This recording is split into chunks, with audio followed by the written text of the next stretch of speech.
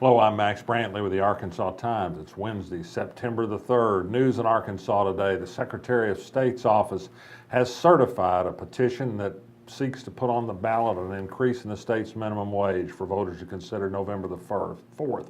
It's gotten enough signatures by a good margin, and so it looks like the ballot will carry that issue, and Democratic Party is already making hay about it. They think it's a good issue for their candidates because all their candidates support it. Republicans do not. If you're not aware, the current state minimum wage is $6.25 an hour.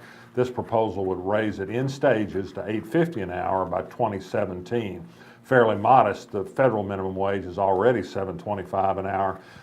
This could affect 170,000 people. Polls show that it's very popular with voters.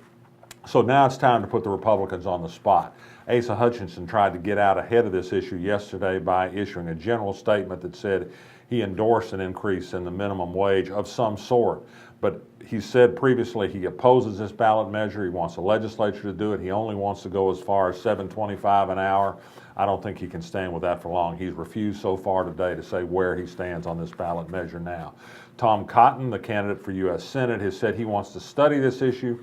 Ben Sinsalaco, the chairman of the Democratic Party, says study hall is over, Tom. It's time to put up or shut up. So maybe we have an issue on this, maybe we don't. It remains to be seen how powerful it'll be with voters. Some good news. Arkansas reports in the month of August that tax revenue is up across the board. I know nobody likes to pay taxes, but everybody loves the services government provides. Maybe we're getting an economic upturn finally in Arkansas. The University of Arkansas reported today that it has enrolled more than 26,000 students for the first time. That's about a 3% increase. It says it can continue to sustain this growth at the state's flagship campus. I've got an interesting story posted today on a couple of Democratic candidates running in, of all places, Yellow Dog Republican Benton County. Two really strong candidates for State House. It has to be viewed as a long shot, but if any Democrats can win in Benton County, these two can. One is a Walmart employee, a member of the Bentonville City Council. Another is a popular longtime high school teacher. Take a look at their profiles. They're good people. One of the suspects in a weekend robbery, a horrific robbery that included a sexual assault charge and holding 3 employees at gunpoint for 2 hours.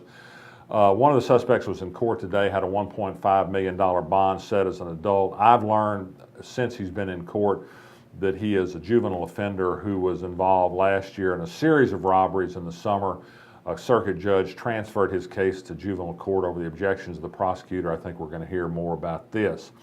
Last night, the city board did rescind its vote for approval of a big gas station at 12th and University, but I see this as bad news. And an item on our Arkansas blog today for some people who live near the Taylor Loop Road Highway 10 intersection, a difficult stretch of busy highway where Murphy proposes to build the biggest single gas station in Little Rock.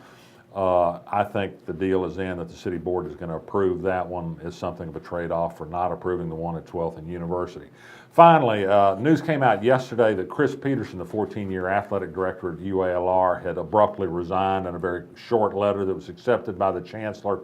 Clearly, there was something underlying this decision. We're working on a story this afternoon and check the blog later to see if we can get the final details that suggest part of the reason for his departure were some ill-chosen remarks Peterson made while unbeknownst to be talking in front of a hot mic during the live streaming of a women's soccer game at UALR, said some things that don't sound too good in public.